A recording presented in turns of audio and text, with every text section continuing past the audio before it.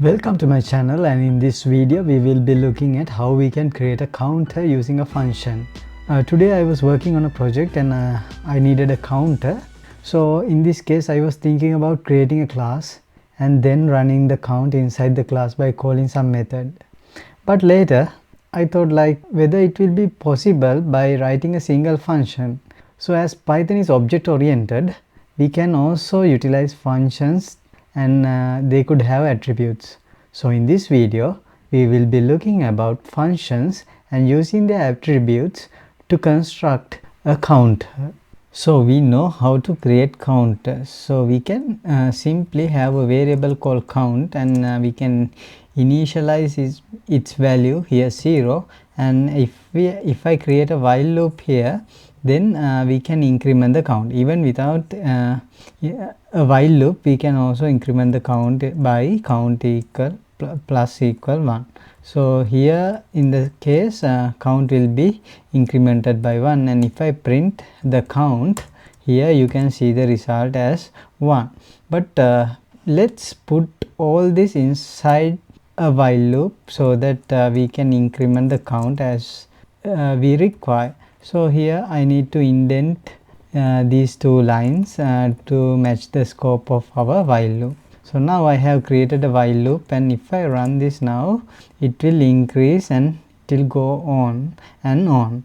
But now the problem here is, according to my situation, was we have to create a global variable that is called inside this while loop. So I really wanted to avoid doing so. So what I decided was either to create a class or to implement a function. So let's implement a function to do this. So here for the moment I will put pass for the while loop, which means it's an empty statement which does nothing.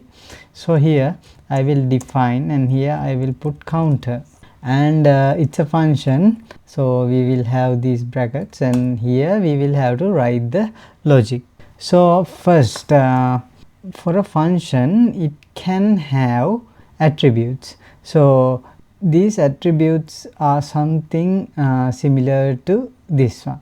So here counter, we can call the name of our function because it is an object. So counter and counter dot, and we can give a variable here. So let's say counter dot count is equal to 9.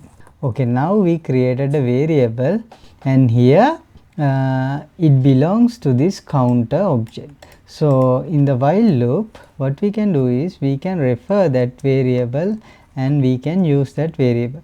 So how can we do that? We have to use the counter without the brackets, and next I can use count.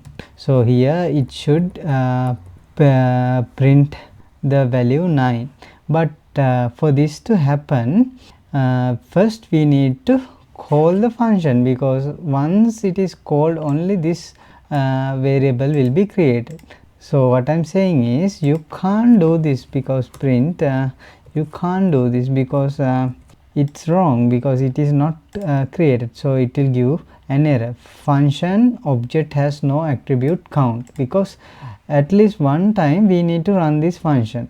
So before the while loop, let me run the counter function like this one, so the attribute will be created. This time as it is already called here, when it reaches this statement there's no problem and the attribute is present. So here we have 9 being printed to the screen, because now the counter object has the attribute count and it is already created. And here in the while loop we can refer the variable. So you can also increment the value of the count variable. So how can we do that?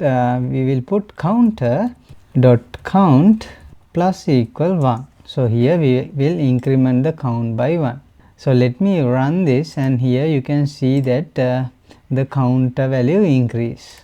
So in this way we managed to create an attribute, and it is already bound to this function. The problem here is whenever we call this function, it will modify the value of the count to 9. So what I'm telling is, let me break out of this while loop if counter.count is greater than 100. let's say I will break out of this while loop, break, and next one, let me also call the counter function here.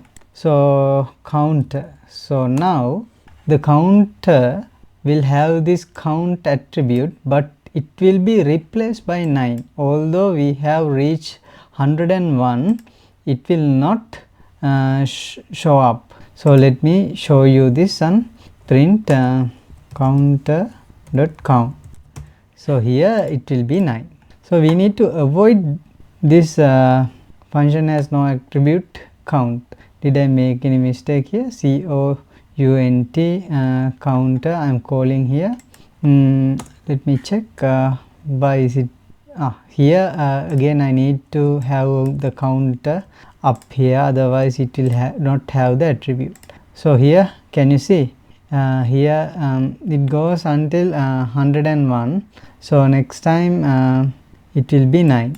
so first it will be increasing one by one, and if the count is less than 100 it will increase. So here we are incrementing it on the top, so it will also reach 101. so when it is 101 it will break out of this whole while loop, and next we call the counter again. So in that case we are resetting the counter value to 9, and next when we print the count it will be 9.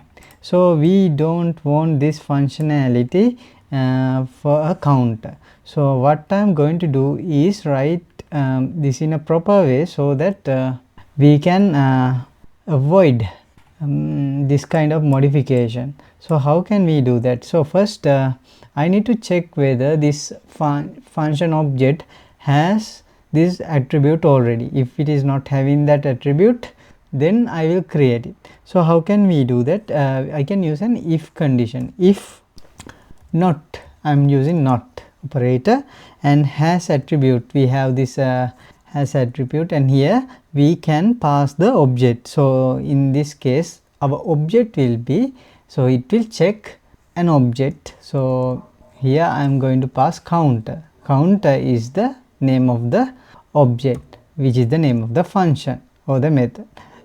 So next what I am going to do is I want to check whether it has the count attribute. So it will check whether it has the count attribute. So now it will not have a count attribute, so let me print no count attribute. Let's say no count attribute. Okay, so because it's not having this one, next what I can do is I can call this function. So here I am calling this one, and if I run this function now, it says no count attribute. Next what I am going to do is I will create that attribute. So how can I create count? Counter dot count. Let's say count is equal to 9. So here I created an attribute which is belongs to this counter object. So next time let's see what happens. So here again I am calling the function counter, and if I run this one, still it says it doesn't have this attribute because it's getting replaced, I think. So even though I call this 2 times, why doesn't it show up? So this time it has the attribute, sorry, it's not getting. So this time it has the attribute. So here to view that one I have to use an else statement because otherwise it will not get printed. Now the attribute is present.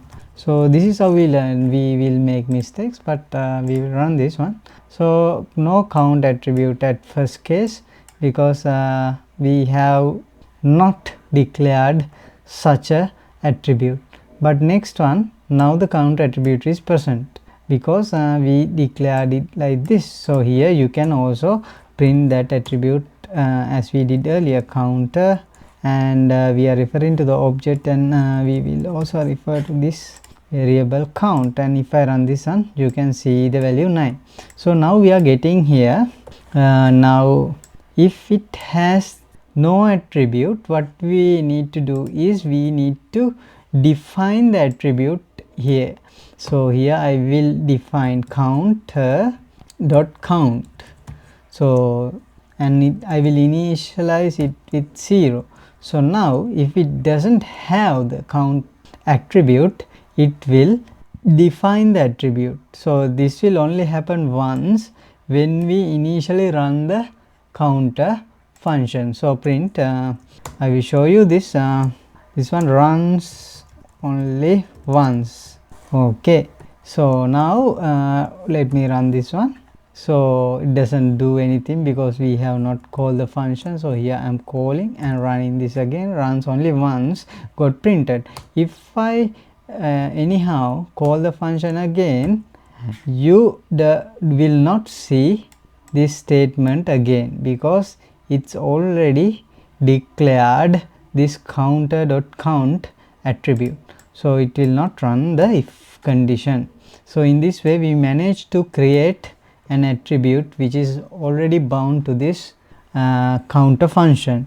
So next one, what I need to do is, if I have this attribute, I will increment the attribute each time I call the function. So how can I do that? Counter dot count plus equal 1. So each time I will increase the count by 1. I will also print this value counter dot count.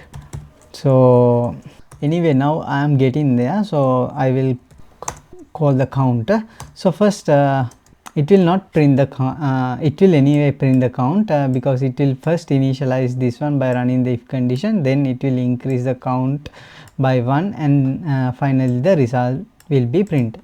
Okay, now let's run this one. Runs only once and 1 got printed. Now the magic is, if I call the counter again, it will be 2. So if I call it again, it will keep on incrementing the count. So this is very powerful and I really like this way of creating a counter. So next what we can do is we can return this value so that we can use the count. Return this counter dot count value. So now this becomes a real counter and it will return the value. So here as it is returning, we need to capture that value. So you can use an x variable x equals something or counter, or we can use a print statement. So print x. So what's going on? Print counter dot count does not match the indentation level. So it says there's some error with the indentation. So let me try to correct that. Okay, I found the mistake and it has to do with this x because accidentally I have left a space over here, so it has nothing to do with the function. So let me run this one. Here it prints 1. So you can also put this directly inside the print statement, so that will be very easy. Print and we'll put the counter inside the print statement. So next time it will print 2.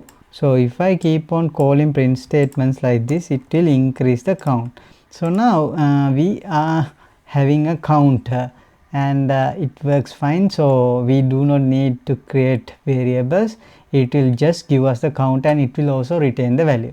So this is very powerful and you can reuse this counter without having to set up variables first. So next thing I would like to do is I would create a while loop, and here let's test our counter. While true, and let me call the print statement, and inside this one I will call the counter.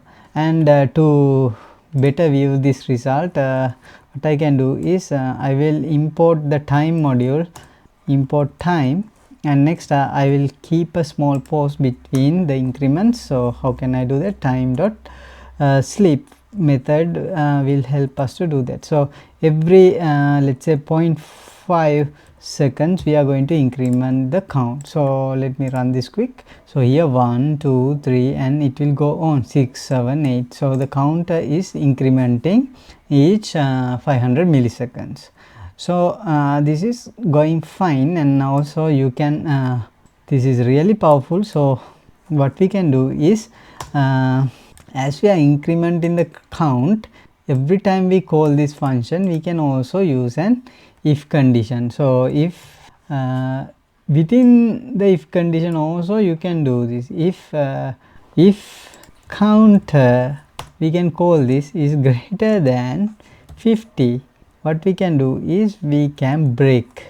So each time this if condition is executed, it will increment the count, and if somehow the counter value reaches over 50, has reached over 50, this will break out of the while loop, and here we will print the print the counter dot count. Let's refer to the variable directly to prevent it from incrementing. If I call this again, it will rerun the function and it will increment the count. So here I just want to see the incremented value, so that's why I am accessing this attribute through the object.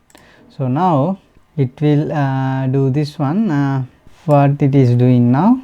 So if while true, if it is greater than 50, it should break. So what's wrong here? Okay, there's nothing wrong here. What happened was, like, first it will not have the attribute, right? So when it runs for the first time, it has no attribute and the counter value is 0. So here 0, is it becomes 0. So 0, is it greater than 50? No, right? So it will not break, and next it will go to this condition, and while true, and here we are calling this one again.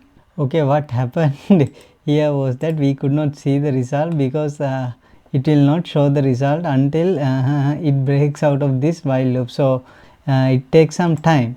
And approximately it takes 25 seconds to break out of this while loop, because it should reach a count value of over 50. So it will take 25.5 seconds to break out of this while loop. There's nothing wrong here. After some time it gives the result.